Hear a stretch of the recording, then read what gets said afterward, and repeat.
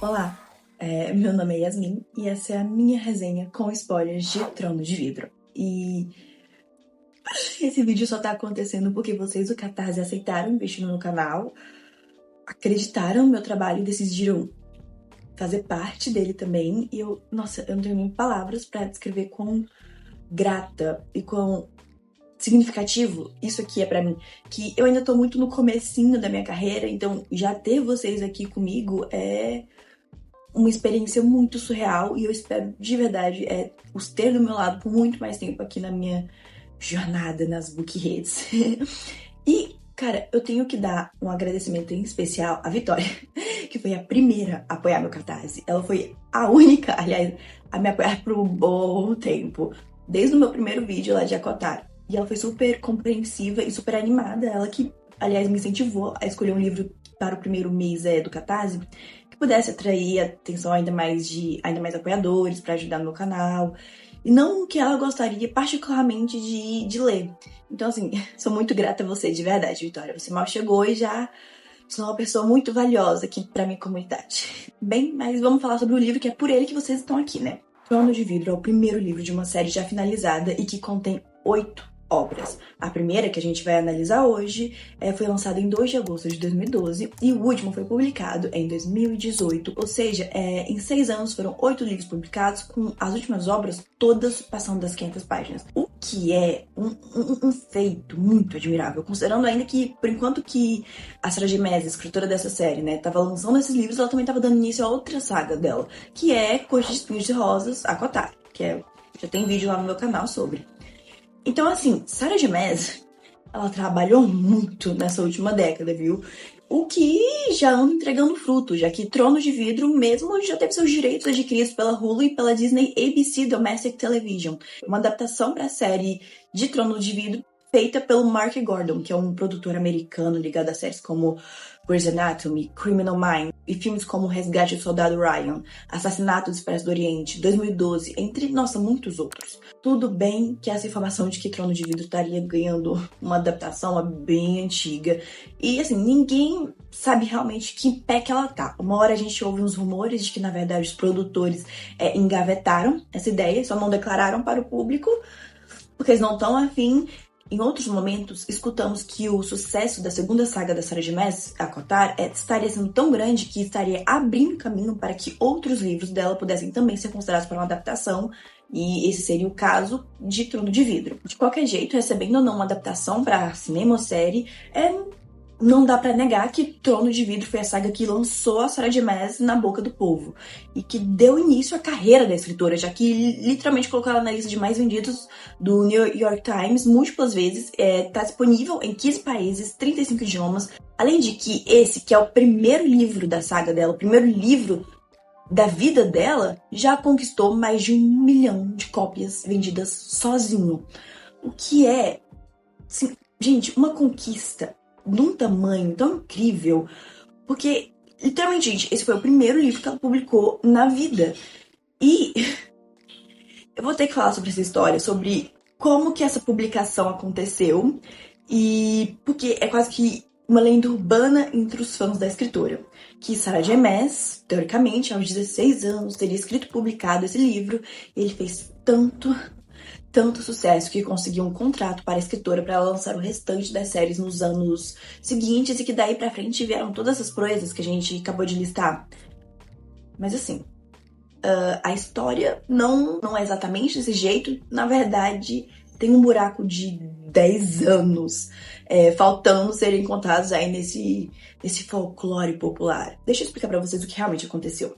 Sim, Sarah J. Maas começou a escrever Trono de Vidro aos 16 anos, era então 2002, mas na época o nome do livro era ainda Rainha de Vidro, e Sarah postava os capítulos dessa história em um site chamado fictionpress.com, que eu imagino que era tipo o Wattpad da época, e lá se tornou uma das histórias mais populares do site, e permaneceu assim durante 6 anos. Porque foi só em 2018, Sarah J. Maas, agora com 22 anos, que ela decide ser publicada tradicionalmente e tira Rainha de Vidro do site e começa a mandar para agências literários e para ver se ela consegue ser publicada. 2018. E só em 2009 ela consegue esses agentes, e só em 2010 esses agentes vendem para uma editora, que é a Bloomsbury, e mesmo assim o primeiro livro, que ganhou agora o título que a gente conhece como Trono de Vidro, só seria publicado mais 2 anos depois, em 2012. Logo, entre os anos no fictionpress.com e a publicação tradicional oficial, uma década se passou, ok? Em 2012, Sarah J. Maas já tinha 26 anos. Ai, Yasmin, mas por que você tá tendo que trazer toda essa linha do tempo do livro? Porque, por ter se popularizado essa fake news de que o livro Trono de Vidro, que nós conhecemos hoje, foi escrito por uma adolescente de 16 anos, esse argumento é muito usado para exaltar pontos específicos da história e também defender algumas fraquezas dela também. No estilo que o fandom vai e fala: você tá achando que esse arco de personagem não faz sentido? Quero ver se pedisse pra você escrever um livro aos 16 anos, se você faria melhor do que isso. Só que assim, gente, eu não preciso ter uma bola de cristal pra ter certeza que desde a versão do fictionpress.com até a versão que foi publicada pela Bloomsbury, houveram muitas alterações, várias reescritas desse livro. Os próprios agentes literários devem ter alterado uma coisinha ou outra aqui para poder fazer esse livro ser mais marketeável para o mercado. Esse é literalmente o trabalho deles. E, gente, pelo amor de Deus, se até o título foi alterado, quanto mais o enredo. The hardest part of writing the books was that after over 10 years now of working on this series, it's been hard to keep track of every draft and what's in the current manuscript. So in my head, I have the whole thing fleshed out, and I have different plot lines that used to be there, or plot lines that were added. So the hardest part of writing it was keeping track of what was actually in the manuscript after many rounds of revision. My mind. So from 16 on, I was working on the Throne of Glass series, and I wrote that through high school, through all 4 years at university. And then when I graduated, I decided I wanted to get it published. And in order to do that, I had to rewrite almost everything that I wrote when I was 16, because I was just learning my voice as a writer back then, and what I wrote wasn't so good. But I had figured out in those years what I wanted to actually do with the story. So I rewrote it word for word, and then was lucky enough to actually get, a book deal out of it. But it's... Então, acredito ser seguro afirmar que Rainha de Vidro, lançado pela Sarah de 16 anos, e Trono de Vidro, lançado pela Sarah de 26 anos, são duas histórias que podem sim ser semelhantes até certo ponto, mas com toda certeza são distintas em vários outros. Mas assim, uma coisa que não dá pra negar é que a ideia que é carro-chefe do primeiro livro, pelo menos parece ser a mesma desde 2002, que é: e se Cinderela não fosse uma serva, mas uma assassina? E se ela não fosse ao baile para conhecer o príncipe, mas para matá-lo? E eu acho esse enredo, assim, brilhante. Essa proposta de narrativa, assim, é muito genial, na minha opinião. E faz muito sentido ter conquistado um público tão fiel desde quando era postado só na internet. Mas, de qualquer jeito, eu também acho que é válido eu ler a sinopse disponibilizada na Amazon para vocês terem também mais detalhes sobre Trono de Vidro em si mesmo. Bem, na Amazon tá escrito que a magia há muito tempo abandonou Ardalan. Um perverso rei governa punindo impiedosamente as minorias rebeldes. Mas tudo pode mudar quando uma assassina é chamada para o castelo. Em Trono de Vidro, Selena tem uma perigosa missão que pode lhe garantir sua tão sonhada liberdade ou ser sua sentença de morte. Muito, muito legal. E já dá pra ver, assim, mais uma diferença com a primeira versão lá de 2002, já que lá, aparentemente, né, só pela sinopse que eu tava vendo, Selena teria sido mandada, ou foi sozinha com essa intenção, de matar o príncipe. Por enquanto que na versão de 2012, que é a que todo mundo lê, ela foi contratada pelo príncipe para ser a campeã dele em um torneio de assassinos que o rei tá recepcionando. E agora que a gente já sabe, assim, o enredo do livro, deixa eu te contar quais são os meus objetivos com esse vídeo sobre ele. Hoje eu quero avaliar o desenvolvimento dessa história a partir do que ela se propôs a fazer e tendo em conta o momento em que ela foi publicada, obviamente. Também quero analisar quem era Sarah J. Maas no começo da sua carreira como escritora e tentar entender como foi que esses livros afetaram os outros projetos literários da escritora. E bem, estabelecido isso, vamos começar com a resenha. Meu nome é Selena Serdotti e eu não terei medo. A gente começa a história conhecendo a Selena, a protagonista, mas assim, esse livro contém vários pontos de vista e todos, assim como o da Selena, são contados na terceira pessoa do singular. E nesse início, a gente já pode ter um vislumbre de qual vai ser o contexto dessa história. Selena era chamada de assassina de Ardalan, Ardalan sendo o reino fictício daqui. E ela recebeu esse título por causa das execuções de nível alto que ela cometia.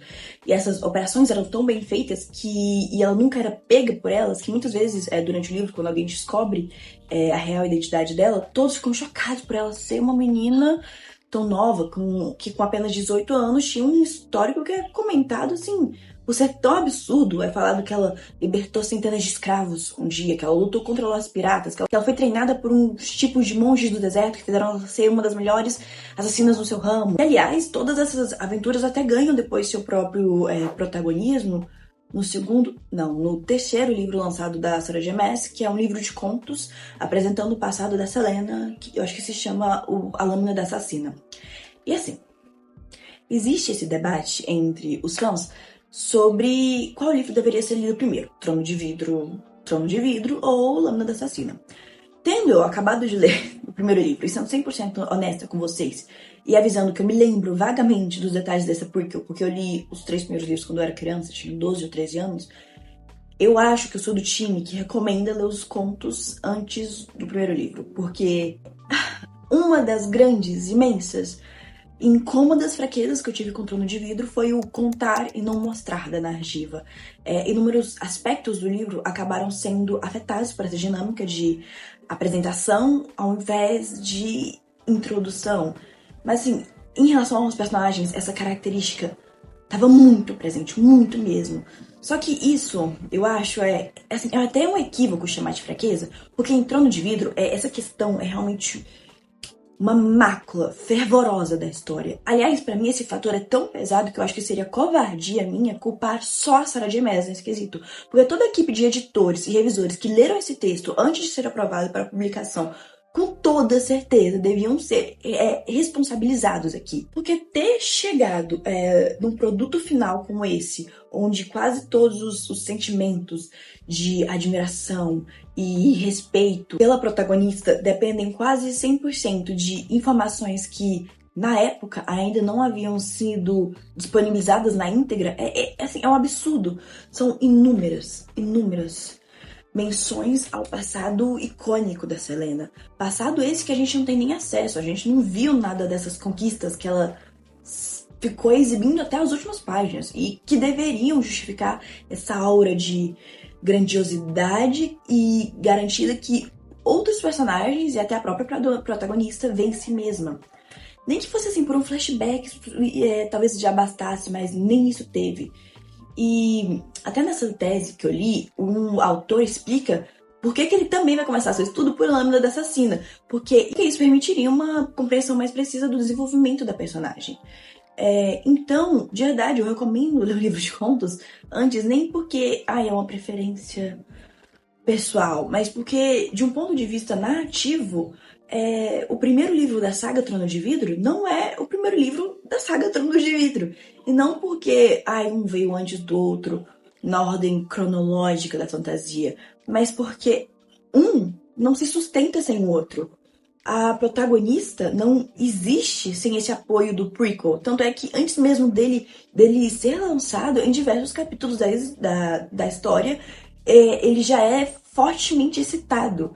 Chegando ao ponto de eu arriscar apostar que quando Trono de Vidro foi lançado, talvez já houvesse essa proposta da editora de lançar depois um livro de contos. Mas sim, isso aqui é só... De novo, eu inventando coisa na minha cabeça, minha opiniãozinha só. Meu ponto mesmo é que, se você ler o Lâmina da Assassina, pelo menos você vai entender o sentimento que está tentando ser evocado com o jeito que essas informações são avisadas. Que, aliás, é essa a finalidade desses dados, para quem não percebeu.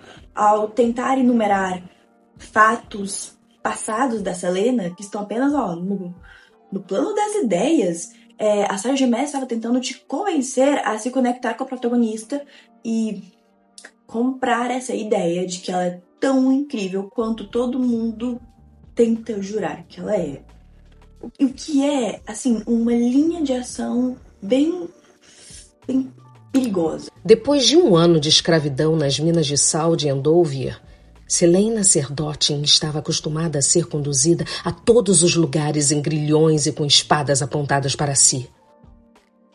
No começo do livro, a gente descobre que Celaena passou 1 ano em uma prisão, onde estão bandidos, rebeldes, pessoas flagradas aparentemente usando magia, o que deveria ser impossível, porque a magia desaparecia do reino de Ardalan, e quem tem, assim, é ilegal, aparentemente, usar. E nessa prisão também tem os piores criminosos, os mais pobres cidadãos. E lá todos os prisioneiros são tratados como escravos, com direito a chicotada e trabalho forçado, onde a humilhação e a degradação, assim, corre solta. Mas o livro começa, assim, com a Celaena sendo levada do pátio dessa prisão até o príncipe de Ardalan, que tá lá dentro, e durante esse percurso ela tem algumas interações com um dos outros protagonistas desse livro, que é o Chaol, o capitão da guarda real. Nesse encontro com o Chaol e com o príncipe, é ofertado para Celaena a oportunidade de ter de novo sua liberdade se ela conseguir ganhar uma competição que o rei está sediando. Durante essa oferta, a gente descobre, assim, mais algumas coisas sobre a protagonista. Como o fato de que ela provavelmente só tá lá porque ela foi traída por alguém de confiança. Porque se dependesse só dela, ela nunca teria sido capturada. Que ela tentou, aliás, escapar há 4 meses atrás. No processo desse escape, ela matou o capataz e 23 guardas antes de alguém conseguir capturar ela.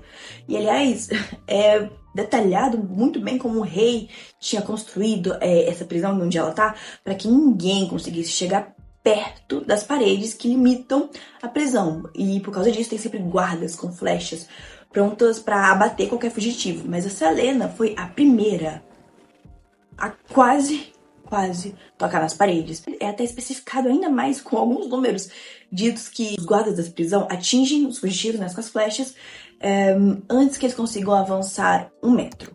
Mas a Celaena deu conta de percorrer 110 metros antes de ser pega. E ela só foi pega porque ela percebeu que talvez ela estivesse mais segura dentro da prisão, porque alguém lá fora traiu ela, né? Então ela não estava a fim de escapar de verdade. E assim, eu não tava vendo problema nenhum com essa contextualização, juro pra vocês. Porque ela se encaixa muito bem com a onda de fantasias que eram publicadas nessa época. E pra ser sincera, foi assim, uma brisa fresca conhecer uma protagonista que rejeitasse o eu não sou igual às outras garotas versão tímido, entende? Tipo assim, eu curti o jeito que aqui foi abraçado esse aspecto, chegando ao ponto da protagonista bater no peito e falar: nossa, eu fui treinada desde criança mesmo, tenho habilidades que nem todo mundo tem, e isso me faz ser, sim, diferente de outras pessoas. Eu adorei essa honestidade, entende? Aliás, tem até uma tese que eu também li que explica muito bem meu pensamento, porque ela afirma que Celaena incorpora o arquétipo da mulher guerreira. Ela supera todas as expectativas que os outros personagens possam ter sobre ela. Ela se torna a assassina de Ardalan, sobrevive 1 ano em Endover, que é a prisão, onde a primeira pessoa chega perto de escapar. Ela não tem medo do Dorian, que é o príncipe, e do Chaol, que é o capitão da guarda, quando eles vêm recrutar ela, e ela não vacila diante dos demais concorrentes. Ela nunca duvida de sua força por causa do seu gênero e não permite que outras pessoas façam isso. Ela treina desde pequena para ter tanta força e nunca para de tentar melhorar suas habilidades. E, aliás, cara, tem ainda outro estudo que também explica como o fandom da Sarah J. Maas usa vários feminismos como forma de se envolver criticamente com o texto, bem como para discutir eventos atuais e trabalhar suas lutas pessoais. Este fandom desempenha um papel na forma como fãs de qualquer idade podem aprender sobre diferentes feminismos, sobre si mesmos, sobre pensamentos críticos e relações sociais. E a Celaena, já no começo, ela se torna muito rápido esse símbolo de força. I think there's just something in my brain that always wanted to be the one rescuing, the princess on my own and, being the one who slays the dragon. And, I would watch Sleeping Beauty, the Disney film as a kid and want to be Prince Philip, or I'd want to be Indiana Jones, or I'd want to be Luke, swinging Leia across the chasm on the Death Star. And I can't really quite explain why, but it just seemed like the guys always had all the fun parts, and there was no fun in just waiting around and sleeping. I hope readers, especially female readers, will feel empowered by Celaena and find a heroine that can stand up for herself. And I really want girls to feel like they can be who they want to be, and they can find their own strength, and they can go through hell and come out of it. Eu adorei essa energia que joga a falsa modéstia pela janela e fica de queixo erguido para o que se propõe a fazer, que é ter uma protagonista que conhece o próprio valor. O capitão da Guarda Real seria um adversário interessante, talvez até digno de algum esforço da parte dela. A função do capuz certamente fora intimidar Celaena, fazer com que ficasse submissa, como se um truque assim tão simplório pudesse funcionar com ela. Em menos de 1 segundo, Celaena poderia passar os braços algemados por cima da cabeça do príncipe e esmagar a traqueia dele. Valeria a pena tentar só para ver a expressão no rosto de Chaol. Mas o príncipe continuou, sem perceber o quanto estava perigosamente próximo dela. Celaena quase se sentiu ofendida. E eu admirei isso muito.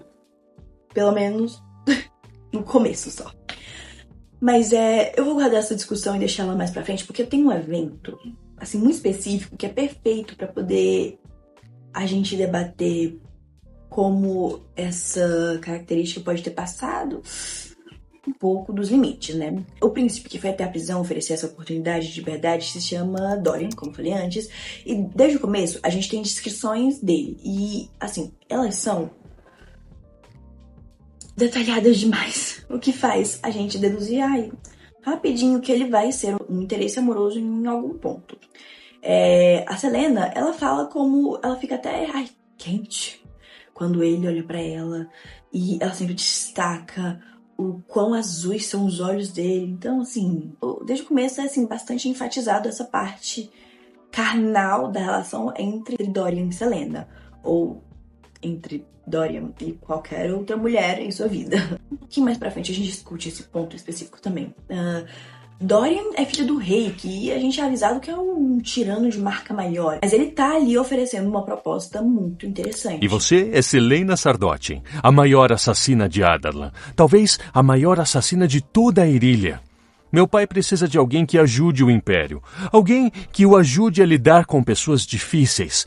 Ele está organizando uma competição e convidou 23 integrantes do conselho para que cada um patrocine um candidato a campeão, para treinar no Castelo de Vidro e, por último, competir em um duelo. Se por acaso ganhar, será nomeada oficialmente a assassina de Adarlan.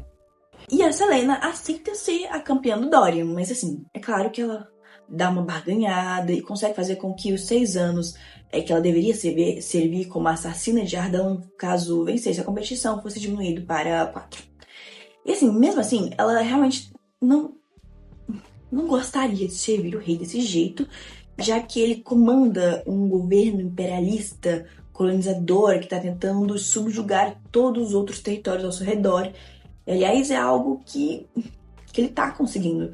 Tanto é que Celaena é quase que uma refugiada de guerra, porque ela vem de um dos países que foram dominados pelo rei. A terra natal dela agora tá sob o controle do rei, e a família da Celaena foi executada pelo exército dele.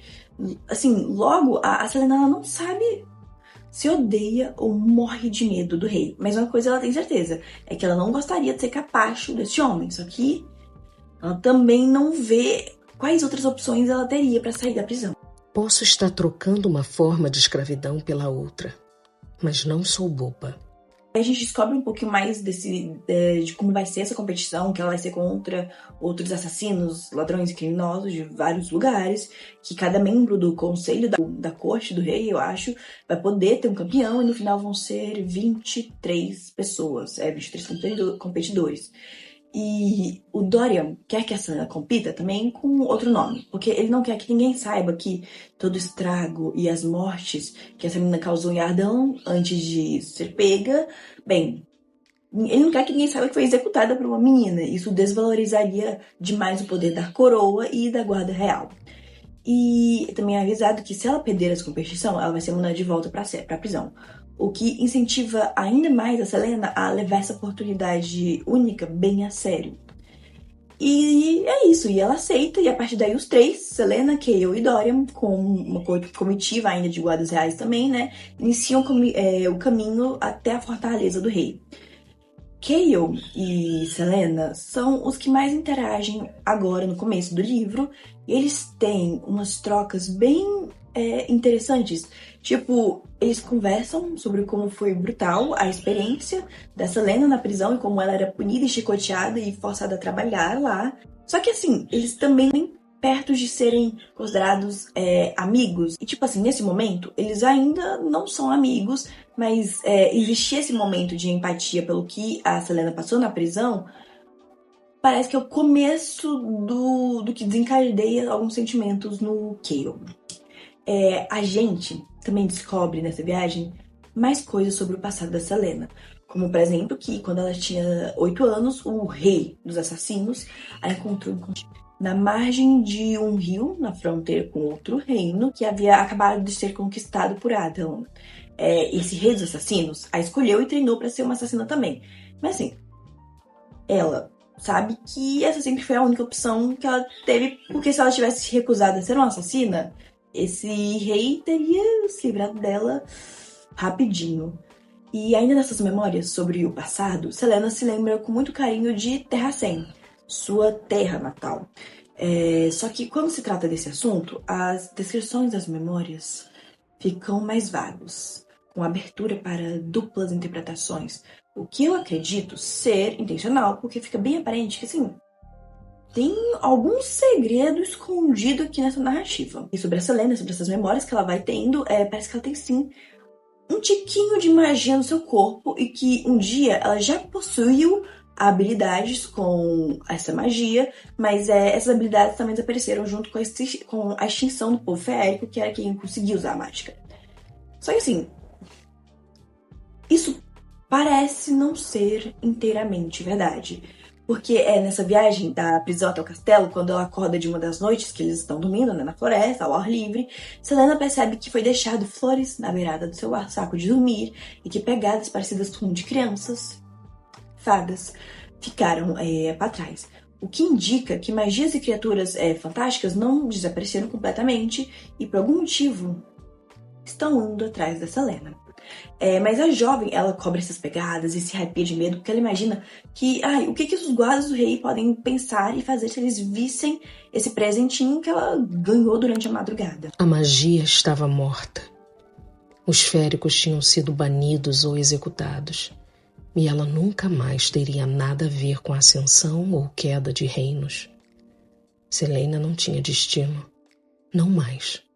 Tá vendo como algumas informações estão sendo entregues a nós de migalha em migalha? Aliás, a escrita também não tá das piores, viu? Eu não sei se foi meu trauma com a Kotar, mas essas partes de construção do mundo do Trono de Vidro não são tão infodump quanto a Kotar. Infodump é o que acontece quando um autor dá ao seu leitor uma enorme quantidade de informações básicas em questão de páginas, em vez de deixar a história se desenrolar. Existe sim um pouco mais de explicações sobre o ambiente, mas assim, isso é normal para qualquer primeiro livro de fantasia, mas aqui no início tem uma sutileza, entende? A escritora, ela não parece tão afobada para entregar parágrafos e parágrafos detalhando as condições do tempo nessa época do ano em Adelan. E esse outro controle é muito admirável e confuso para mim também. É admirável porque, sendo esse livro o primeiro de fantasia que a escritora já lançou, ele consegue se destacar muito dos outros da sua época que não possuíam essa delicadeza e fidelidade a um ritmo consistente. Ele se destaca porque se garante na falta de ansiedade, num sentido quase que não preciso te contar o nome de todas as estrelas no céu agora, você vai descobrir isso no seu próprio tempo. E essa qualidade surpreendente me confundiu, porque foi algo que, na minha percepção, essa característica foi diluída nos próximos livros da História de Mestre. Porque, assim, pelo amor de Deus, eu não dou conta de esquecer a leitura insana que foi Corte de Névoa e Fúria, onde cada introdução de personagem, cada lugar, cada lenda vinha com suas próprias 20 páginas da Wikipédia anexadas. E Corte de Neve e Fúria foi lançado em 2016, 4 anos depois do primeiro livro de Trono de Vidro. E já era o 7º livro da Sarah J. Maas, assim, no total mesmo. Então, não faz sentido pra mim como que esse autocontrole era razoavelmente regrado em Trono de Vidro, e agora meio que parece que ele foi jogado pela janela, porque, assim, era de se esperar que uma nova saga, que por ter vindo depois da original, né, Trono de Vidro, seria ainda mais racional e coerente. Ela não foi muito, pelo contrário, ela piorou em qualidade. Isso me faz lembrar que de uns comentários que eu vi lá nas bookredes, e aqui agora a gente tá entrando numa área que é pura especulação, de fofoca, opinião.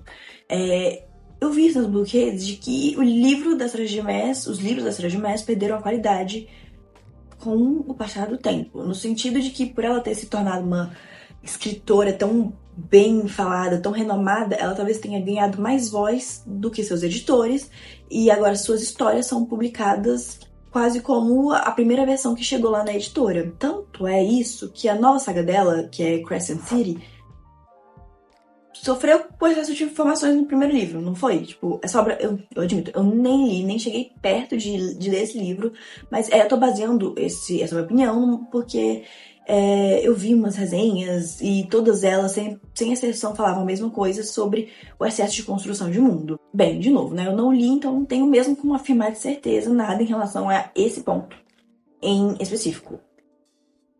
Mas que é curioso, não tem nem como usar outra palavra. Mentira. Talvez os fãs da Sarah J. Maas possam usar decepcionante para descrever essa linha do tempo da perca de qualidade nos textos da sua escritora favorita. Mas eu não entendo como que Trono de Vidro pode estar sendo mais coerente que ACOTAR quando ele veio antes de ACOTAR. Não sei, eu fiquei meio confusa no como que isso aqui estava acontecendo. Bem, voltando agora pra Celera, né? Ela chega no Castelo do Rei e, surpresa, o palácio é de vidro. O que eu imagino que é de onde vem o título do livro e também certeza que deve ser uma metáfora pra fragilidade do poder, né? Ou algo assim. De qualquer forma, quando a comitiva de guardas tá adentrando a cidade, eles passam por um grupo de escravos sendo descarregados lá no pier, eu acho. O desejo de Celaena era saltar do cavalo e correr até a eles, ou simplesmente gritar, dizer que não era parte da corte do príncipe, que não tinha nenhuma responsabilidade por eles estarem ali, acorrentados, famintos e espancados. Que tinha trabalhado e sangrado com eles, com suas famílias e seus amigos, que não era como os monstros ao redor dela, que destruíam tudo. Queria dizer a eles que fizera alguma coisa para mudar aquilo, há 2 anos, quando libertou os escravos do Lorde Pirata. Mas não tinha sido suficiente. Olha aí de novo, mais uma saga da Sarah J. Maas tá tentando estabelecer um sistema escravagista como sua base e meio que pra, entre muitas aspas, piorar, a protagonista foi vítima desse sistema por determinado momento. E assim, já que eu só li o primeiro livro, não tem como eu afirmar de certeza que a porcalhada apresentada em ACOTAR, repetida nessa outra saga, a única coisa, então, que eu posso criticar com firmeza é essa aparente insistência da Sarah J. Maas de continuar a levantar pautas sociais, continuar a trazer temáticas raciais em seus livros, por enquanto que ela não sustenta conversar sobre esses aspectos na vida real. Ou quando ela tenta abordar isso na vida real, é sempre feito de uma maneira mega desrespeitosa. O que continua a me fazer refletir que a empatia performada nesse livro e nas outras sagas para com as vítimas desse tipo de problema sistêmico só é permitido porque é uma empatia ficcional. E essa situação só é contestada porque acontece com pessoas que são as vítimas ideais, pelo menos no ponto de vista da escritora branca. Bem, Selena, ela não quer ficar num castelo de vidro. Então, deixam ela ficar, sei lá, acho que numa torre vizinha, que é feita de pedra, pelo que eu entendi. E lá ela ganha um quarto e conhece sua serva pessoal, que é a Filipa. E é com as primeiras interações com essa mulher, com essa serva, que eu vi aquela característica que eu tava, nossa, adorando muito no começo, da Selena ser super confiante, passar um pouco do limite e fazer essa confiança da Selena se transformar em uma arrogância, assim, em questão de páginas. Nessa conversa entre Selena e Filipa, quando a Filipa tenta orientar a Selena, né, sobre alguma coisa, ou só vestir ela nas roupas adequadas para a corte, a Selena, ela fica indignada pelo atrevimento dessa serviçal. E, nossa, ela dá um piti. Você está louca? Sou uma assassina, não uma boba da corte. Você sabe exatamente o que eu faço para viver, não sabe? E, assim, gente, eu não sei se vocês vão concordar comigo, mas, na minha opinião, existe, assim, uma grande diferença com o que aconteceu no começo do livro e o que tá acontecendo agora. Uma coisa é reafirmar seu poder quando você tá em contato com o inimigo, outra é afirmar esse poder quando você tá em contato apenas com uma serviçal inofensiva. A mensagem que cada atitude passa, assim, é quase contrária uma da outra. Por enquanto que se exaltar perante o inimigo pode ser visto como, cara, um sinal de coragem e ousadia, fazer isso com alguém que objetivamente é mais fraco que você parece quase que um sinal de insegurança, quase covardia. E eu até cheguei assim, a ler uma tese que exaltava essa característica da Selena, porque isso vai lembrar o público sobre como é difícil sobreviver em um mundo assim, em que todos podem ser levados a longe demais e perder o controle quando privados de seus direitos humanos básicos. Mas, assim, eu entendo esse ponto, mas eu não sei se eu concordo com ele, porque a Filipa é aquilo, ela ainda é uma serviçal. Por que ela estaria recebendo um tratamento até mais arisco do que o Dorian, que é o filho do genocida, tá recebendo? E é por causa de situações como essa, que vão continuar acontecendo durante o livro, eu acredito que é por causa delas que venha essa antipatia que eu já vi alguns leitores terem com a protagonista, onde é dito como essa constante reafirmação dela parece mais com a personalidade de uma pick me girl com síndrome de meninas malvadas. Esse ego dela, que poderia, nossa, ser uma qualidade, que eu falei, muito marcante, muito diferente, se torna um defeito pronunciado, devido à falta de tato sobre como apresentá-lo. E, assim, eu também já vi o outro lado do espectro dessas reações dos leitores a essa característica da Selena, onde é defendido que, algumas pessoas só não aplaudem esse traço porque ela é uma mulher, porque se fosse um homem, todo mundo estaria achando incrível. Tem até quem diga que, apesar de seus sentimentos intensos, de seu afeto pela nação perdida e pelos pais mortos, Selena tem a capacidade de apresentar uma atitude fria. Só que, assim, é mais uma tese que eu não concordo. Eu não acho que ela tá conseguindo apresentar esse exterior frio. Mas, assim, eu chego a acreditar no argumento de que a Selena é, sim, mais julgada e criticada por ser uma mulher sendo um pouco mais incisiva. Mas o meu negócio é que eu não consigo ler essa personalidade da Selena e não ver o Hal de Megamente, que é esse personagem que é extremamente inseguro, que mesmo quando ele não estava no seu ápice do poder, já estava fazendo comentários extremamente passivo-agressivos para com as outras pessoas ao redor dele, e quando ele chega até ter mais poder, ele vira o vilão da história. E eu tô trazendo Megamente, né, que é esse desenho, porque eu quase sinto, é muito bobo, mas eu não sei se vocês vão pegar essa referência, porque eu sinto que o arco do Megamente, e não é nem piada, dele ser uma pessoa que cometia atrocidades na cidade, e depois reconquista a humanidade e percebe que ele quer ser alguém bom, é muito semelhante com o que a Sarah J. Maas tentou fazer em Trono de Vidro. E isso, assim, me lembra muito a minha crítica também a Kotar. sobre como a Sarah J. Maas, ela apresenta sempre no começo dos seus livros os personagens como caricaturas. Mas aqui em Trono de Vidro, eu acho que eu consegui desenvolver ainda mais essa minha crítica.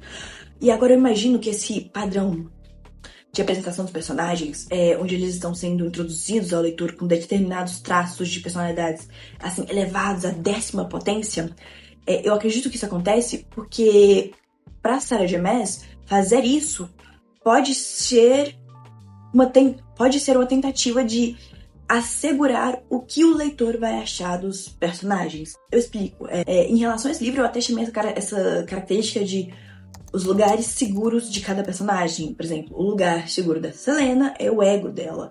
O do Dorian vai ser o flash constante dele. O do Chaol vai ser uma resposta agressivamente insegura, às vezes, né? E o que seria esse lugar seguro? Pra mim, esse é o lugar que a Sarah J. Maas retorna toda vez que ela tenta dar uma voz distinta para cada pessoa. O lugar que ela apela quando imagina o que tal personagem responderia nessa situação. Quase que, uma carta coringa. Ao invés de interpretar cada contexto de forma diferente e encarar as dimensões contraditórias que alguém normal tem na sua vida, ela se mantém refém de 2 ou 3 traços que ela definiu lá no começo sobre os personagens. O que faz a gente ter essa impressão, por exemplo, da Celaena, que, ela é uma egocêntrica, porque se em diferentes conversas, em diferentes ambientes, onde diferentes temas estão sendo retratados, ela sempre volta para a mesma reação, resposta de eu sou melhor que você, como você ousa me contestar, a personagem se torna absurdamente unidimensional e rasa. Uma caricatura. E eu já adianto que, ao contrário de ACOTAR, em nenhum momento esses personagens deixam esse espaço seguro.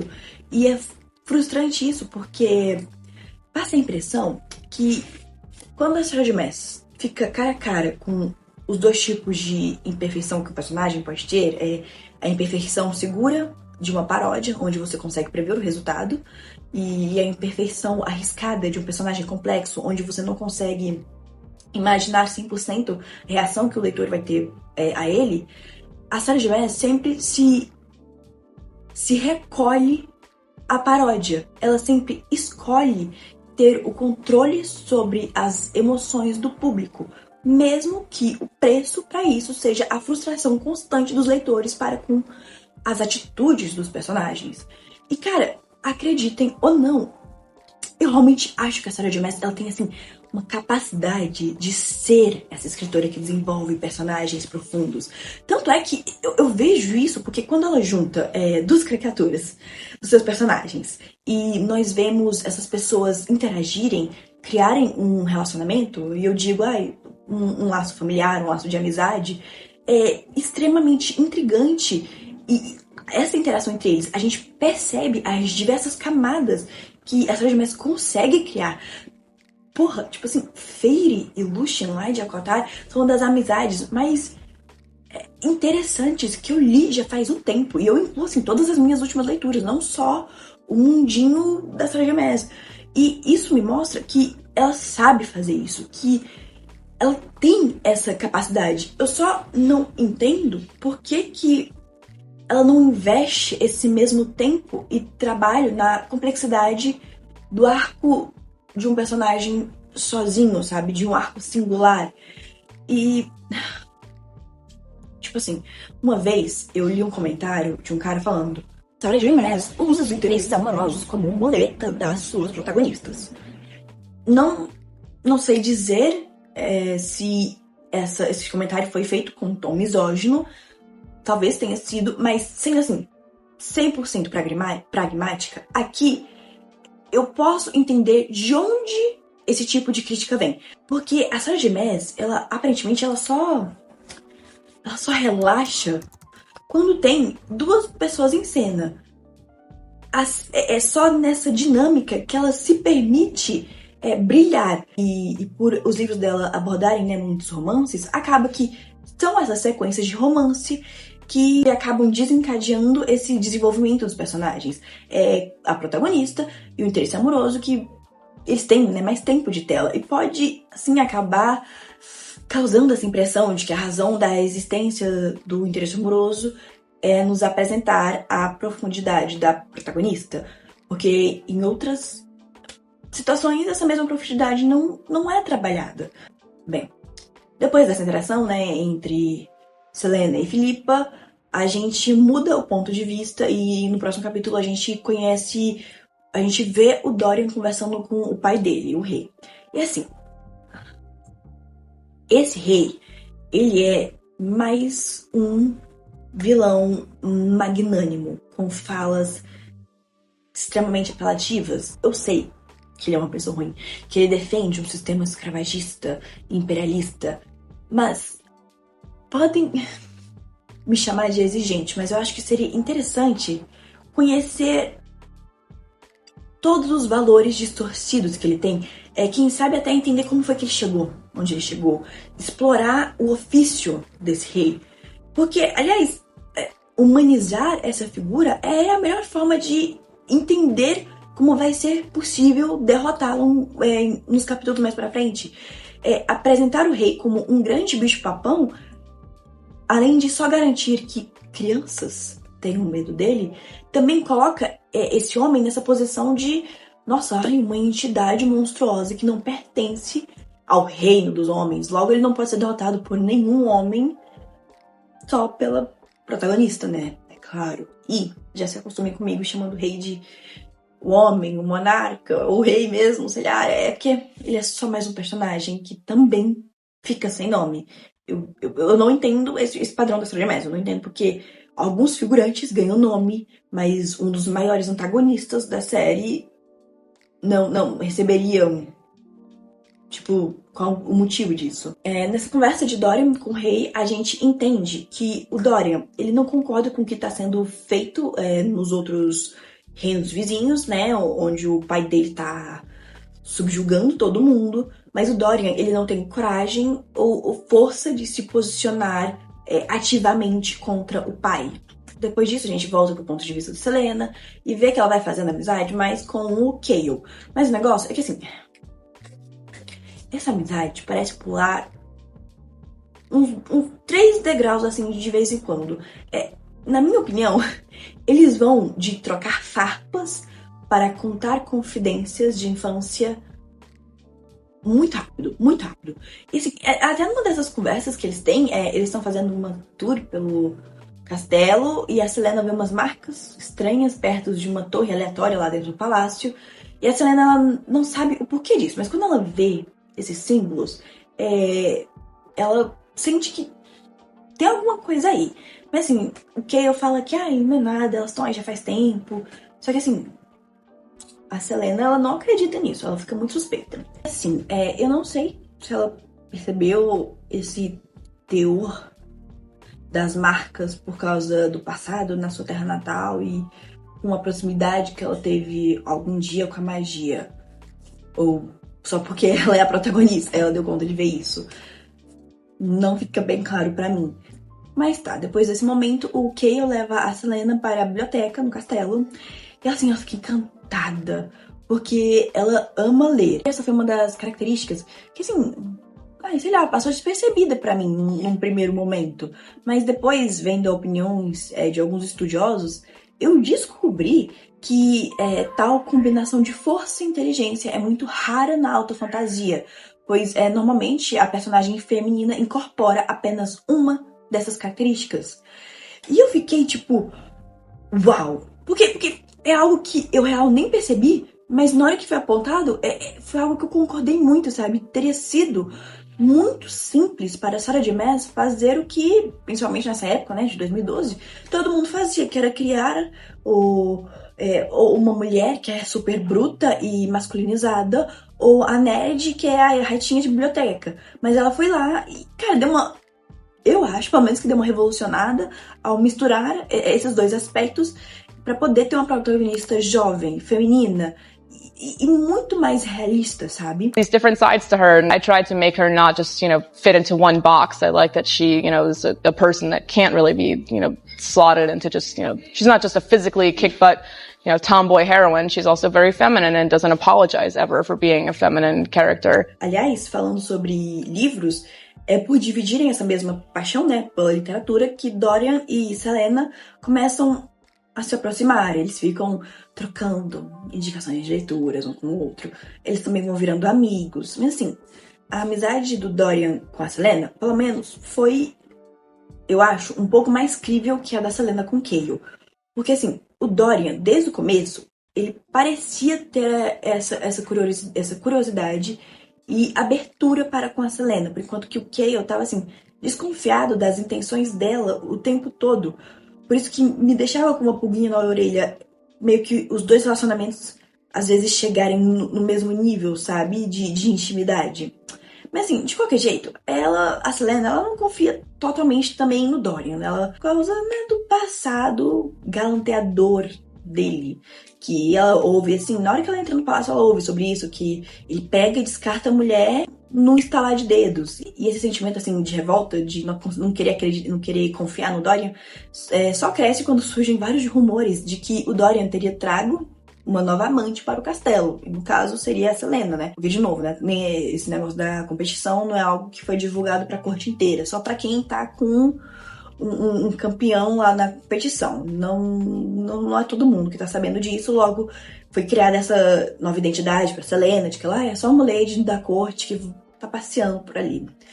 E isso deixa ela muito pistola. As pessoas acharem que ela vai ser só mais um brinquedinho na mão do Dorian. Ok, e no dia seguinte é iniciada a competição, né? Pra ver quem que vai ser o novo assassino do rei. Então, começa uma série de desafios criados para testarem a aptitude dos competidores. Em todas, alguém será eliminado. Aliás, tem tarefas em que mais de uma pessoa será dispensada. Eu já adianto pra vocês que eu e Vitória, né, quando a gente tava lendo o Trono de Vidro, a gente ficou muito... Meu Deus, esses testes e a Olimpíadas do Faustão são muito parecidos, juro pra vocês. Era um desafio mais besta do que o anterior. Mas eu tô me adiantando. Antes de começar os desafios, a Selena ela é levada até onde estão os outros participantes e ela vê que todos os outros competidores são homens. Todos eles estão reunidos, né, em um espaço onde o rei vai e explica que isso sobre o restante da corte, não saber exatamente o que é essa competição. Tipo, eles vão saber que tem alguma coisa rolando, um desafio tá rolando, mas eles não vão saber do que se trata, porque né, não é legal avisar todo mundo que o próximo sniper do rei está sendo escolhido. Mas os participantes eles vão competir entre si em diversas tarefas até chegar no duelo final entre os que conseguirem permanecer. E eu gostaria que vocês focassem na palavra permanecer e não sobreviver. Porque na minha cabeça, eu não sei porquê, mas eu tinha imaginado muito que essa era uma competição até a morte. Eu não sei se foi uma loucura que eu imaginei quando eu tinha 12 anos, mas eu tinha certeza que era assim, ó, todo teste vai ter alguém que vai morrer. Mas assim, não é assim. Se você perder uma corrida, você só mandado pra casa.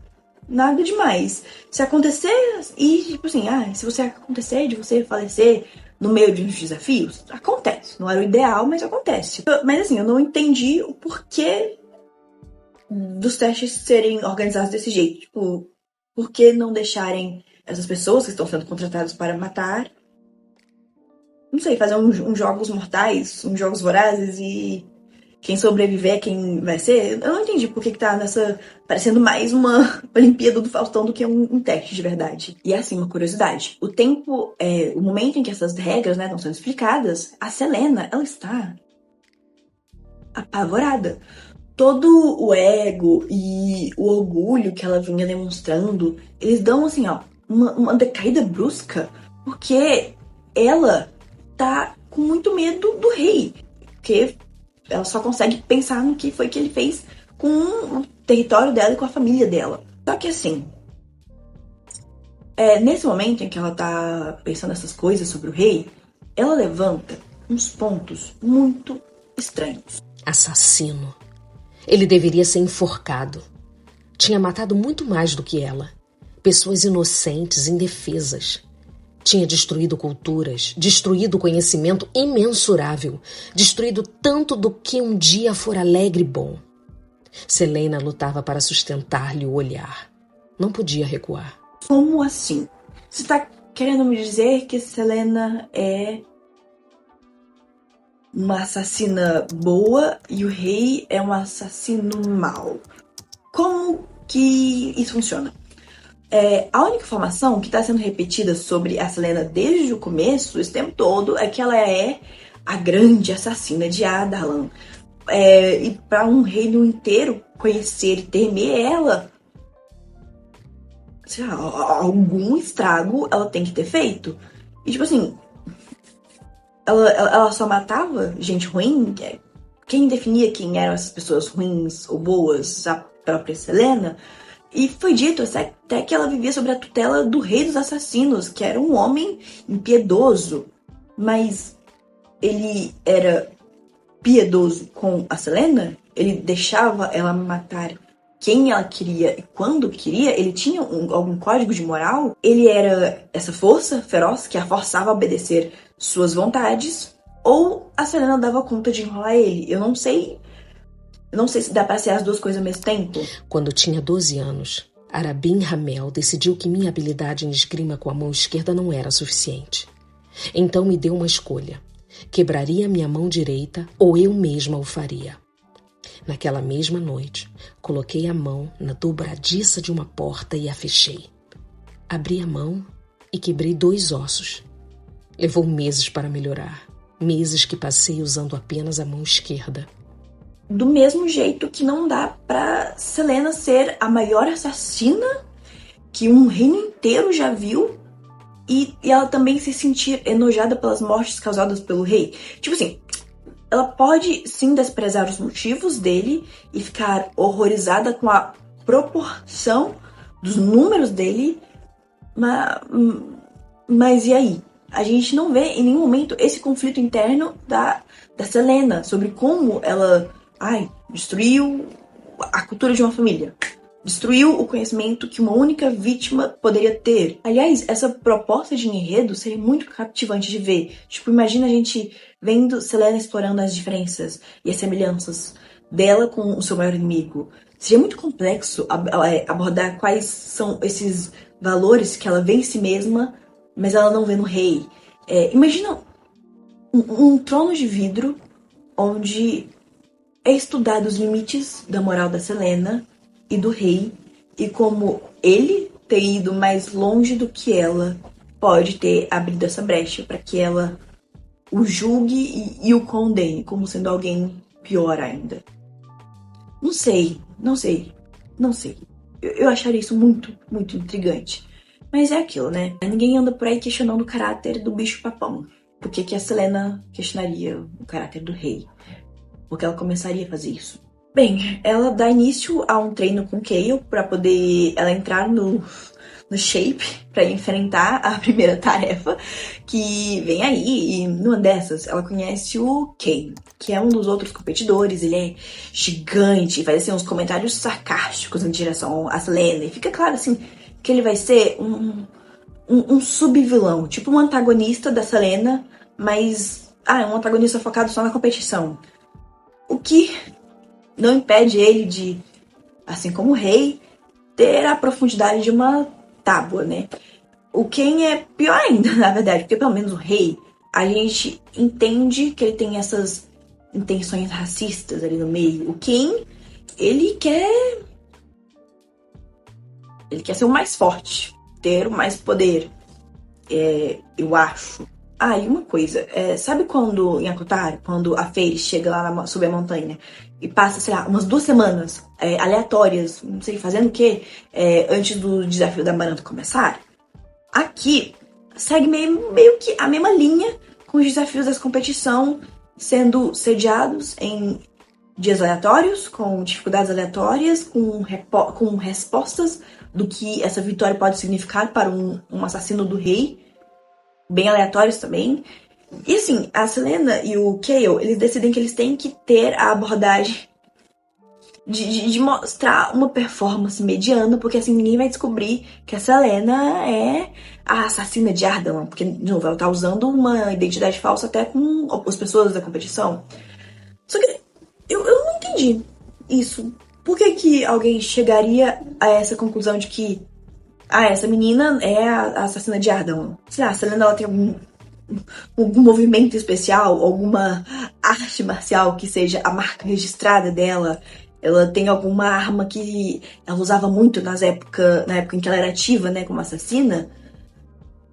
Parece que não, ela não tem isso. Então, até onde eu consigo ver, qualquer um pode presumir que ela é só uma criminosa muito habilidosa, tanto quanto qualquer outro que tá nessa competição.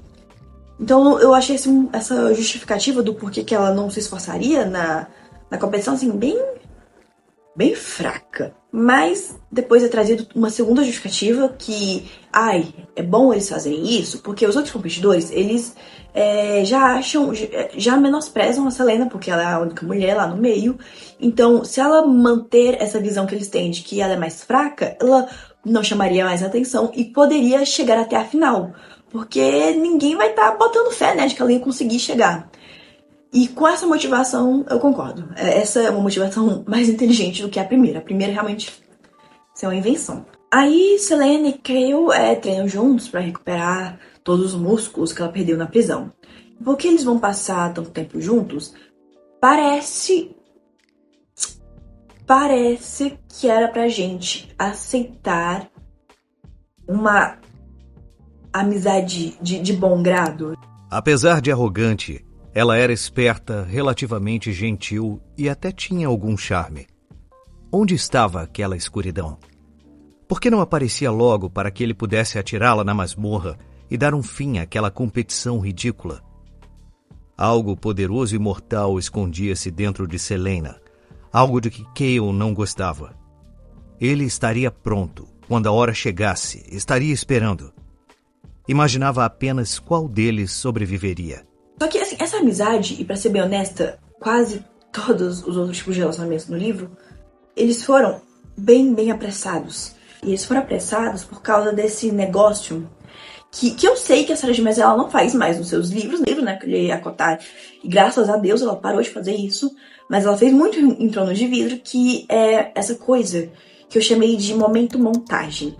Sabe o que acontece nos filmes? Quando, sei lá, eles querem mostrar uma coisa acontecendo, aí eles fazem quase que um edit dos personagens. Eles botam uma música de fundo e colocam o tempo passando e eles fazendo essas coisas. Isso é uma técnica usada muito em cenas de glow-up, de treino físico, de estudo, até mesmo em conversas de personagens.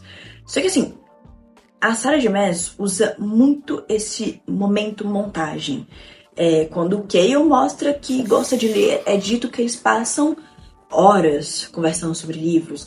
Quando o Dorian vai visitar os aposentos da Selena, em determinado momento, é dito que eles passam também quase a noite inteira conversando. E esses são só alguns dos exemplos. E isso acontece com vários outros personagens também, em várias outras situações. Só que assim, quando essa dinâmica acontece nos filmes, funciona. Aqui no livro não funcionou, viu?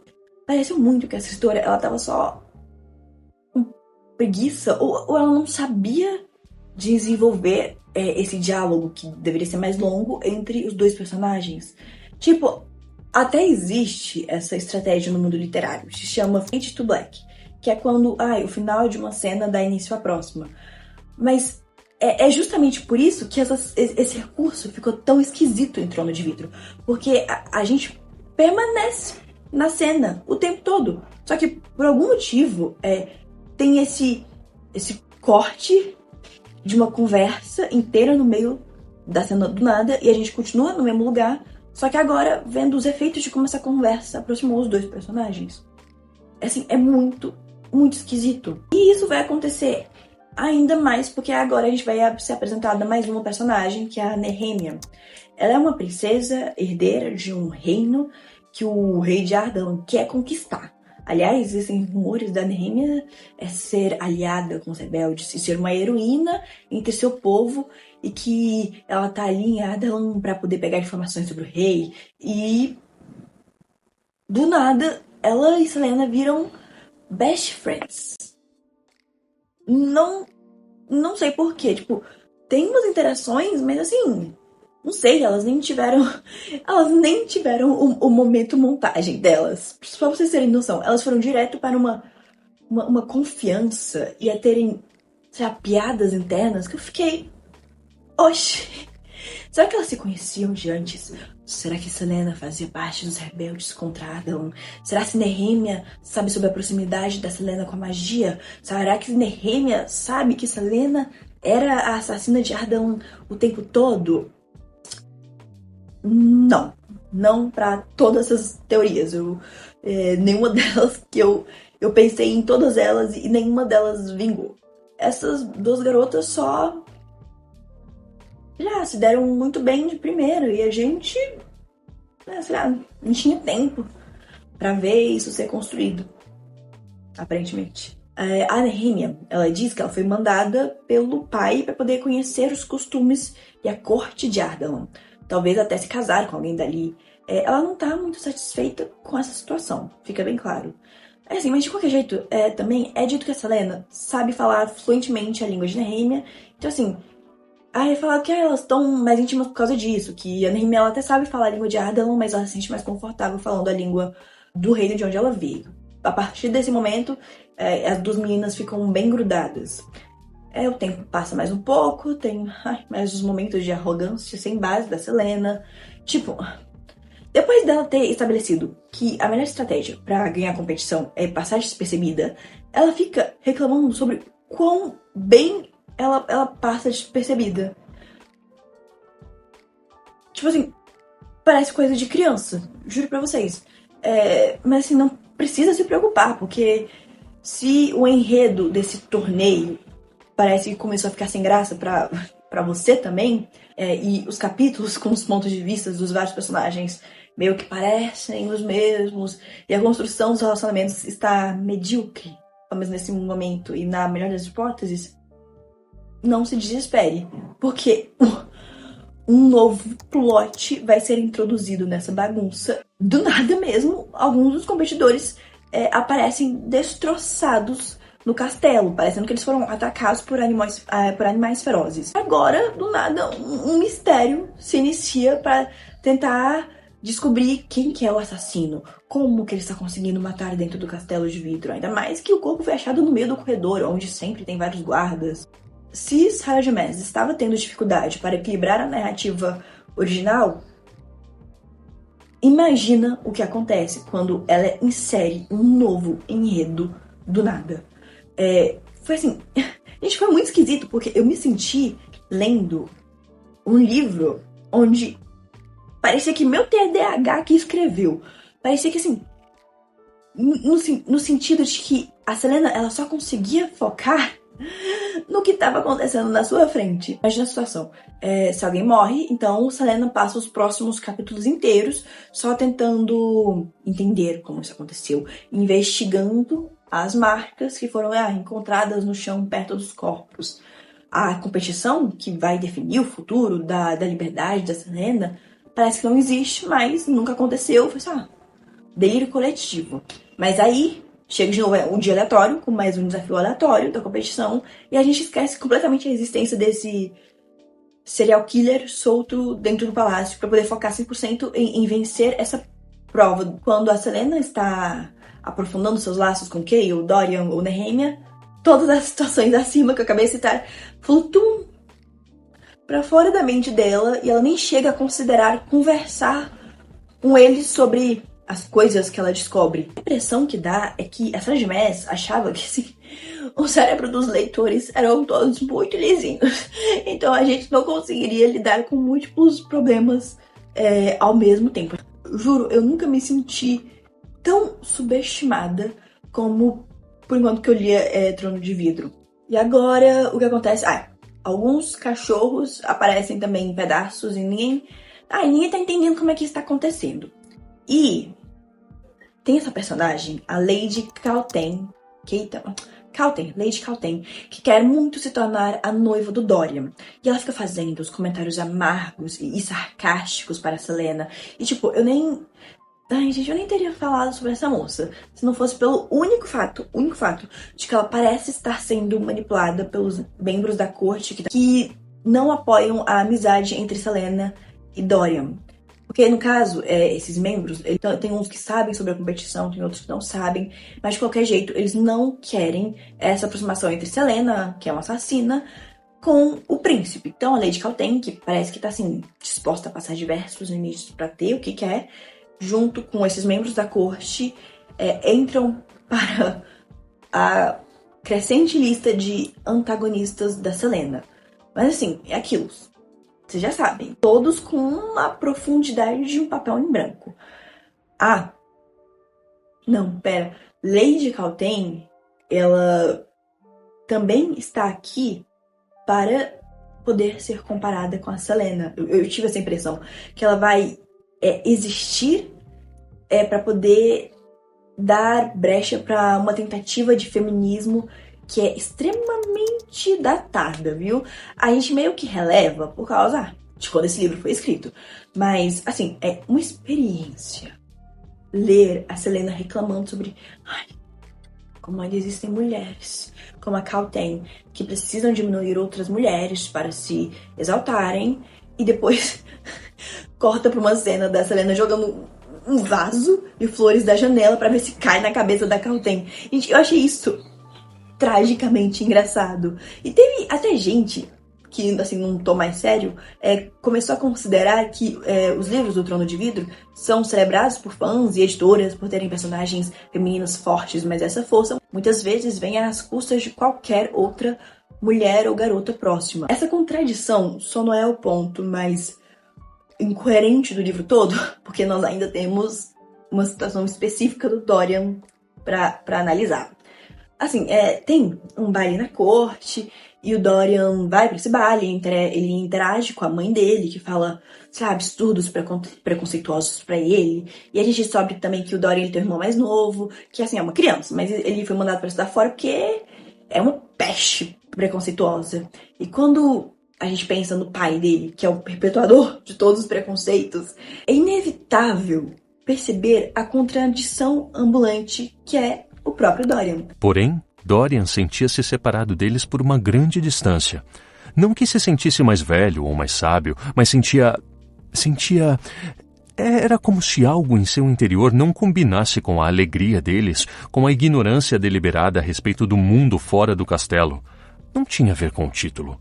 No início da adolescência, Dorian gostava da companhia deles, mas aos poucos ficara claro que jamais conseguiria integrar-se plenamente.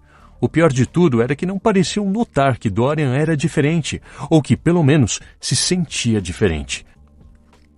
Não fosse por Chaol, teria ficado absolutamente sozinho. Foi até a Vitória que trouxe esse paralelo pra mim, que é muito brilhante, entre Dorian de Trono de Vidro e Bruno de O Menino do Pijama Listrado. Porque as duas situações fazem a gente questionar como esses dois personagens saíram ilesos dos preconceitos ao redor deles. O Bruno mora vizinho a um campo de concentração. O pai é uma autoridade no regime nazista. Ele já teria idade para se juntar à juventude hitlerista na época. E mesma coisa com Dorian. Ele vive cercado por uma corte que venera seu pai. Ele cresceu sendo doutrinado pelas crenças da mãe. E tem essa prova irrefutável, que é o irmão mais novo dele, que teve essa mesma experiência de crescimento que o Dorian e acabou tendo que ser mandado pra longe porque ele tocava o terror com os servos do castelo e é um papagaio dos preconceitos do pai. Mas o Dorian, de alguma maneira, não é desse jeito. Como que Dorian e Bruno poderiam ter saído imaculados desse ambiente tão extremista? E qual era a intenção dos autores ao criarem personagens desse jeito? Tipo, tem até um momento em que a própria protagonista, a Selena, questiona essa situação e ela pensa, ao menos Arobin, que era o rei dos assassinos, tinha uma desculpa para ser tão tirano quanto carinhoso com a Selena.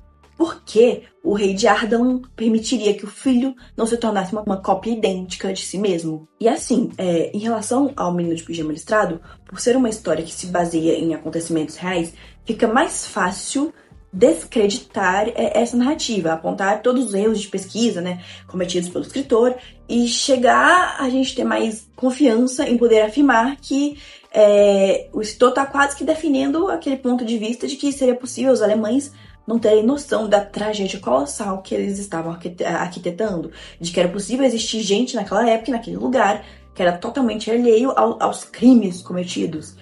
Mas assim, não dá pra afirmar isso de certeza agora na situação do Dorian, por se tratar de um cenário fantasioso, mas é inegável que ele está numa posição muito semelhante ao do Bruno, fazendo amizades com membros do grupo que está sendo exterminado. Ele até reconhece as atitudes podres do pai, mas só toma coragem para se rebelar quando as pessoas do grupo minoritário são tornadas reais na sua frente, e ele consegue, enfim, sentir um senso de empatia que sobrepuja o medo que ele tem do pai. E aqui, eu até consigo fazer mais um paralelo e trazer Manderclist para essa discussão, como exemplo do que poderia ter sido feito, porque é nessa fanfic a gente vê o Draco Malfoy ser ativamente afetado pelas ligações que a sua família teve com o grupo extremista do Voldemort. Draco, quando era criança, era uma peste, que falava sim igual aos pais. Quando cresceu, não teve autoridade de escolher o que era feito com seu próprio corpo, por causa da afiliação com os Comensais da Morte.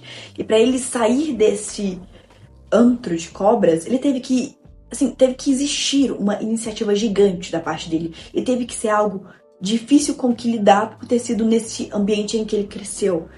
E pra mim, essa é uma narrativa mais honesta. A narrativa do menino, que é preconceituoso e quando cresce percebe que o que tá fazendo é errado. É mais fácil acreditar nisso, pelo menos pra mim, do que acreditar no Continho de Fadas, onde dava pra o lírio do campo ter sido alguém com agência e pensamento independente desde o começo. Aliás, é assim que eu vou interpretar a existência do Dorian em Trono de Vidro, um personagem que parece ter vindo de um conto de fadas e que por acaso veio parar aqui nessa narrativa. Aí tá, por enquanto que o Dorian ainda tá nesse baile, tendo essas reflexões na cabecinha dele, Selena tem mais umas conversas com Cale e a gente descobre a existência desse personagem, que é o Sam, que é um amigo falecido da Selena. E fica até implícito que foi um interesse amoroso em algum ponto, que eles cresceram juntos, trabalharam como assassinos juntos, mas ele acabou sendo morto na armadilha que fez a Selena ser capturada e mandada pra prisão. E a Selena, ela ainda sofre com o luto, e até que a história da Selena e do Sam tá lá no livro de contos. Mas assim, não é só o Sam que tem essa vibe romântica com a Selena, porque Cale e Dorian também começam a se apaixonar por ela. Tudo bem que, assim, o Cale, de vez em quando, cara, ele é agressivo de um jeito que eu não sinto que era necessário. Tipo, quando ele tá levando a Selena de um lado para o outro do castelo, ele pega no braço dela e arrasta ela. Ou quando vai acordar ela, ele chacoalha ela. E que, assim, ele tem uma vibe que eu não estou apreciando. E, aliás, se isso não bastasse, teve um capítulo, no ponto de vista dele, que fez um comentário que eu achei a coisa mais incel que eu li em muito tempo. Cale Westphal respirou fundo. O que estava fazendo ali? Tinha algum direito de tratar o príncipe herdeiro de Adarlan daquela forma quando ele mesmo estava agindo contra a razão? Não entendia a raiva que havia surgido quando viu Dorian de pé à porta. Não queria entender aquele tipo de raiva. Não era ciúme, mas algo além disso. Algo que transformava o amigo em outra pessoa, alguém que não conhecia. Cale tinha quase certeza de que Selena era virgem, mas será que Dorian sabia? Isso provavelmente o interessava ainda mais. Achei muito esquisito ele ficar pensando nessas coisas, viu? E assim, o Dorian, ele não fica muito atrás, porque ele sempre sente a necessidade de descrever o corpo da Selena quando os dois estão tendo uma conversa qualquer. A conversa pode até ser séria, mas vai ter esse momento dele olhando de cima a baixo o corpinho dela. Isso eu não tive tanto problema, porque eu vi a Selena também fazendo isso um pouco com ele. Mas assim, tudo bem mais ou menos, porque a Sarah de Maas, ela me surpreendeu muito quando ela, do nada, criou esse diálogo entre Dorian e Selena. Não sou a mercadoria velha que você pode simplesmente admirar. Não sou uma atração de circo e você não vai me usar como parte de algum desejo não satisfeito por aventura e agitação. Motivo, sem dúvida, pelo qual me escolheu para ser sua campeã. Não acho que você seja uma aventura. Já estou à disposição do pai. Não serei à disposição do filho também. Gente, eu achei isso um espetáculo. Juro, de verdade pra vocês. Foi um ponto muito bom, sabe? Um ponto muito bom de ser levantado. E foi uma das primeiras vezes que a Selena, ela reconhece o Dorian como conectado e irremediavelmente ao inimigo principal dela, que é o rei. E é ótimo que ela coloque esse limite e força o próprio Dorian a refletir sobre quais são as suas verdadeiras intenções com a Selena. E eu acho que isso já são amostras, os primeiros passos do que a gente consegue ver mais claramente nos outros livros da Sarah J. Maas, com a forma que os personagens dela conseguem ter esse tipo de discussão o tempo todo. E essas cenas são escritas de uma forma orgânica e natural, que se tornou, pra mim, assim, uma das grandes qualidades da Sarah J. Maas. E tá bom, por enquanto que Chaol e Dorian agora começam a competir um com o outro pela atenção da Selena, assim, gente, eu nem sei se é pra dizer que é competir, porque fica bem óbvio que o Dorian tá assim, na vantagem nesse triângulo amoroso. Acontece mais testes da competição do rei. Vocês lembram dessa competição que deveria estar acontecendo? Pois é, mas assim, cara, eu não sei nem dizer pra vocês quantos testes já aconteceram até esse ponto do livro, quais foram os temas desses desafios e como foi que Selena passou neles, porque no livro mesmo esses eventos são descritos tipo: acordei hoje, meio-dia, fiz mais um teste, fulano de tal foi mandado de volta pra casa e agora tô indo jantar. Juro pra vocês que assim, o máximo que a gente ainda consegue, às vezes, saber, é que tal dia foi tirar o alvo, no outro foi arco e flecha em cima do cavalo. Gente, juro por Deus, teve 2 testes que foram descritos como um teste de destreza e outro de rastreamento. Destreza contra quem? Rastreamento do quê? Eu não sei. A única coisa que eu sei é que Selena passou neles e a gente nem viu acontecer. Aliás, acompanhar mesmo a Selena nesses desafios, a gente mais nunca, viu? A gente não vai ver isso acontecer. Um ou outro que a gente vê, mas mais nada. Só que assim, a pior coisa disso tudo é que a gente imagina que talvez esses desafios estivessem sendo colocados em segundo plano porque o mistério sobre os assassinatos estavam ganhando muito espaço na narrativa. Só que não! O mistério sobre os competidores que continuam a aparecer destroçados também foi meio que deixado de lado. Eu não sabia nem que dava pra isso ser possível. Da mesma forma que os testes estão sendo tratados, também é tratada a pesquisa da Selena sobre as marcas que estão sendo deixadas ao redor dos corpos. A gente, de vez em quando, é informado que Selena passou a tarde na biblioteca lendo sobre o assunto. Ela ouviu uma conversa sobre os guardas, que o Kay um dia não pôde treinar com ela, porque ele tava tentando achar esse serial killer. Mas assim, a gente acompanhar mesmo essa cena não rola. E o texto, de vez em quando, tenta fingir que tá tudo normal e que a liberdade da Selena é ainda a coisa mais preciosa que ela quer ter. Só que assim, se os desafios da competição são o único caminho para ela ganhar essa liberdade e eles estão sendo tratados como se fossem notas de rodapé, então a liberdade acaba sendo rebaixada para esse mesmo nível. E isso volta muito pro que eu falei no começo do vídeo.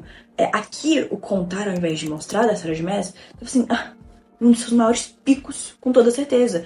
Chegando ao ponto de fazer as diversas temáticas principais serem quase que uma lembrança distante. Parece que toda a narrativa virou um grande momento montagem. Literalmente parecia que eu tava lendo 30 dias em um capítulo só. Bem, teste vem, testes sai, e de vez em quando tem umas interações entre o trio principal que aquecia meu coraçãozinho, não vou mentir pra vocês. Como se lembra do nome de meu irmão?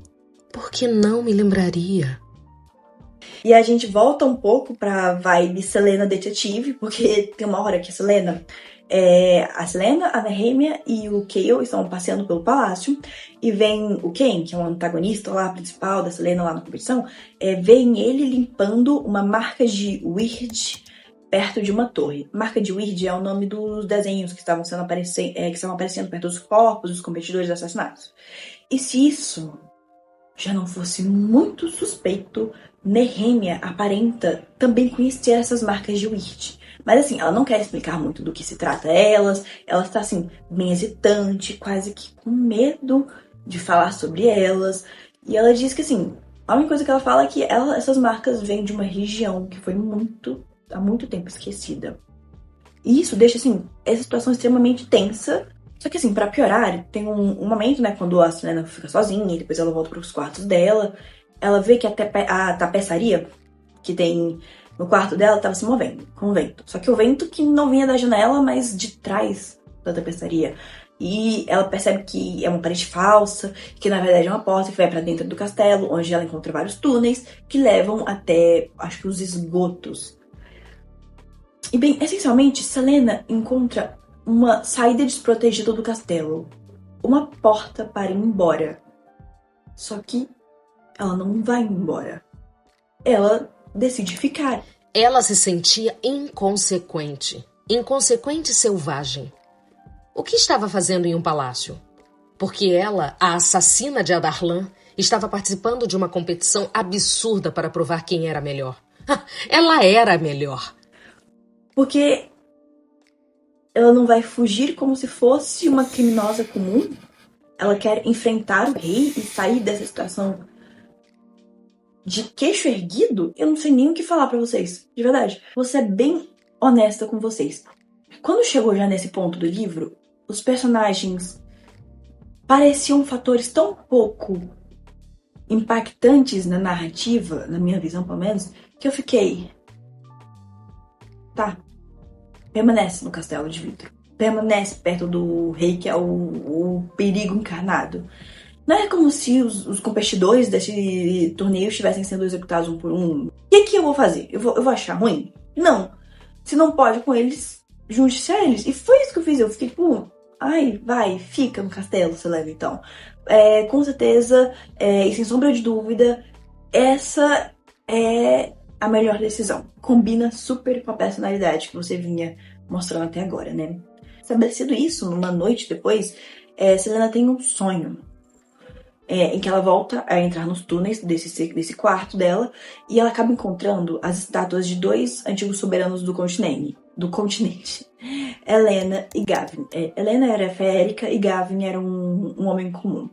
Nesse sonho, Selena conversa com a Helena e, tipo, você fica bem suspeito.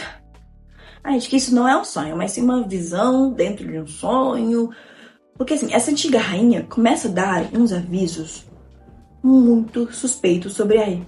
Como nada é uma coincidência. Tudo tem um propósito. E como Selena era predestinada a se tornar uma assassina e vir para o castelo de vidro. E que, aliás, algo maligno vive no castelo. E que Selena deve se preparar para enfrentá-lo. Sem contar que, assim, ela tem que mesmo ser a campeã do rei e vencer a competição, porque Erília, que é o continente todo lá, né, depende da Selena ser vitoriosa para voltar a ter paz. E assim, quando a Selena acorda, ela vê que realmente não é um sonho, porque ela desperta segurando o amuleto de proteção que Helena deu pra ela no sonho. E assim, cara, assim, vencer a competição do rei, achar um assassino, e pra agregar ao livro, né, porque tava faltando o plot, trazer paz pra Erília.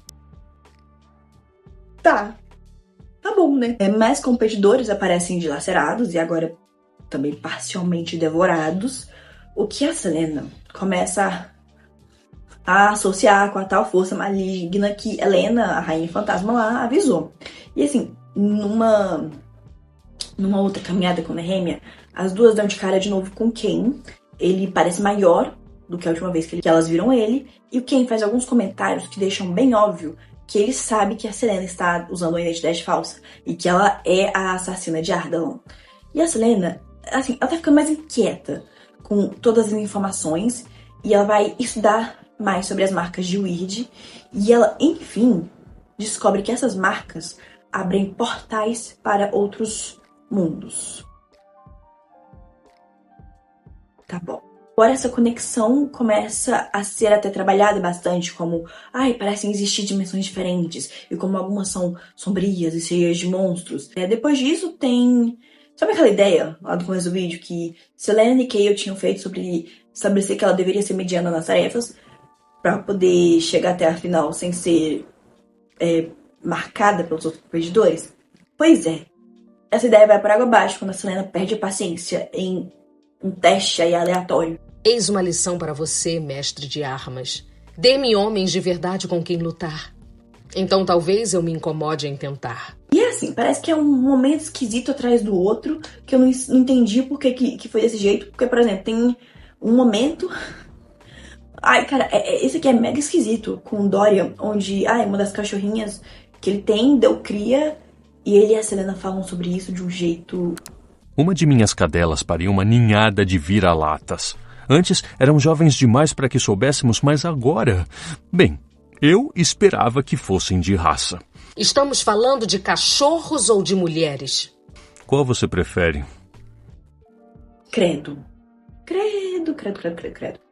Eu ainda acredito que o Kayle é o maior incel desse livro. Só que assim, Dorian não tá tão longe assim. Não sou casado porque não suporto a ideia de me casar com uma mulher inferior a mim em mente e espírito. Seria a morte da minha alma. Tem mais testes, da competição. Existe até essa tentativa de mostrar uma ligação entre Selena e os outros competidores, que também, assim, estão em situações desvantajosas como ela. Então, assim, é um negócio tão em cima da hora e forçado que eu não vou nem debater muito aqui não, viu? Do mesmo jeito, é uma sequência de eventos extremamente forçada, porque depois tem a Nehemia descobrindo que 500 rebeldes foram massacrados pelo exército do rei de Ardalan. E é pra esse momento ser chocante. Só que eu fiquei... eu não senti nada. Não teve peso emocional, não teve impacto aqui, sabe? A causa dos rebeldes ainda não tinha sido trabalhada de verdade. A gente não estabeleceu nenhum tipo de conexão com esse movimento. Então acaba que os números na página são apenas números.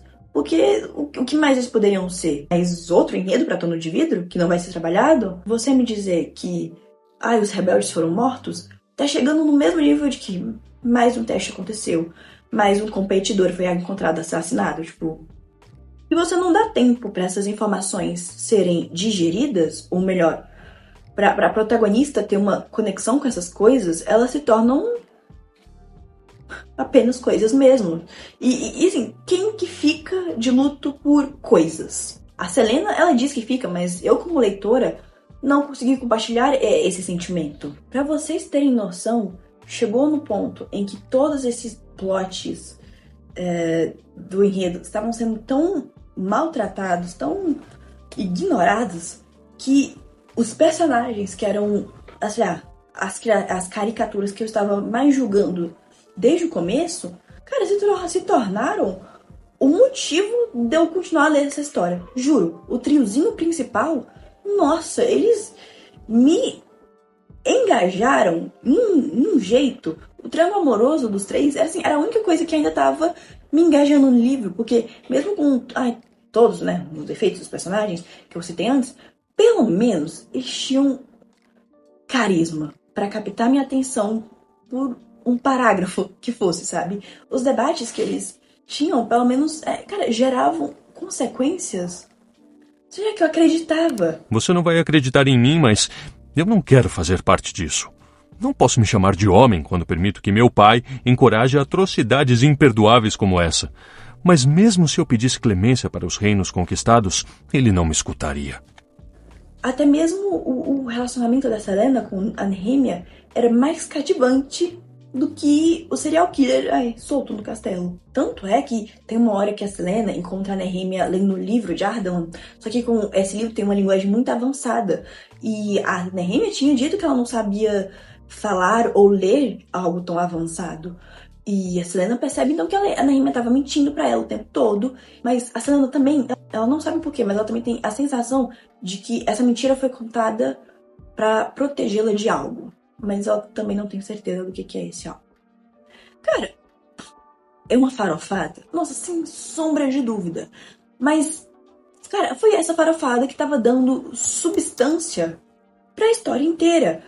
Tanto é que quando acontece esse baile Yuli, que é um baile de Natal, eu achei que foi um dos momentos que eu fiquei mais investida na história. Ver Selena, Kayle, Dorian e Nehemia numa mesma celebração e cada um meio que querendo algo com o outro e meio que brigado com o outro ao mesmo tempo, eu achei o pico do entretenimento de qualidade. Juro pra vocês. Porque, assim, nada foi tão forçado assim, sabe? Até que acontece um beijo entre Selena e Dorian nessa noite e eu fiquei, assim, estática. Juro que eu fiquei tão emocionada por estar sentindo emoções que eu fiquei assim, eu não quero saber mais nada sobre competição, sobre serial killer, sobre salvar o continente. Se me deixar, eu só quero acompanhar a conversa entre esses personagens. E eu não acho que eu seja a única que pensa dessa forma, porque é explicado como pode ser visto como a principal característica dos personagens femininos de Mas, o seu desenvolvimento. Elas têm a possibilidade ao longo da história de evoluir, mudar, cometer erros e aprender com eles. Isso é algo que eu finalmente estou conseguindo ver em Trono de Vidro. Nesse final eu consigo enxergar isso. Mas assim, é claro que a gente não pode ter tudo o que quer e a gente volta a focar, dissertar sobre as pontas soltas que estão ainda, né? Aí, Selena... A Selena, ela enfim... Eu tô rindo porque eu não tô acreditando, cara. A Selena, ela enfim entende que as marcas de Weird estavam sendo usadas para abrirem portais para que criaturas mitológicas fossem libertas e atacassem os outros competidores. E essas criaturas mitológicas dão a força de quem ela ataca para quem invocou. E... faltando 5 capítulos pro livro acabar, eu acho, né? Acho que em volta disso. A gente, pela primeira vez, recebe a informação de que as mortes estavam sempre acontecendo 2 dias antes de um teste. Era sempre esse mesmo padrão. Cara, essa é uma informação gigante. Mas por que os testes, de novo, né? Estavam sempre sendo encarados quase como uma nota de rodapé, como eu falei antes. Uma das grandes pistas para o assassinato também foi reduzida a nota de rodapé e a gente só descobre isso agora, mesmo esse padrão tendo sido estabelecido desde o começo do livro. A gente só tá descobrindo isso agora. Eu tô falando pra vocês que é melhor se juntar à loucura do que tentar questionar ela. Tanto é, quando a gente conta a melhor parte, que é que a Selena descobre sobre o teor dessa criatura mitológica, faltando 2 dias para um novo teste, o que implica que nessa noite vai acontecer um assassinato. E, nossa, que bênção de Deus que ela encontrou essa informação nessa noite, porque ela, sem querer, vê o Ken invocando a tal criatura. E é claro que Selena dá conta de escapar deles, mesmo quando nenhuma das outras vítimas, que também eram assassinos / criminosos, conseguiu fazer isso.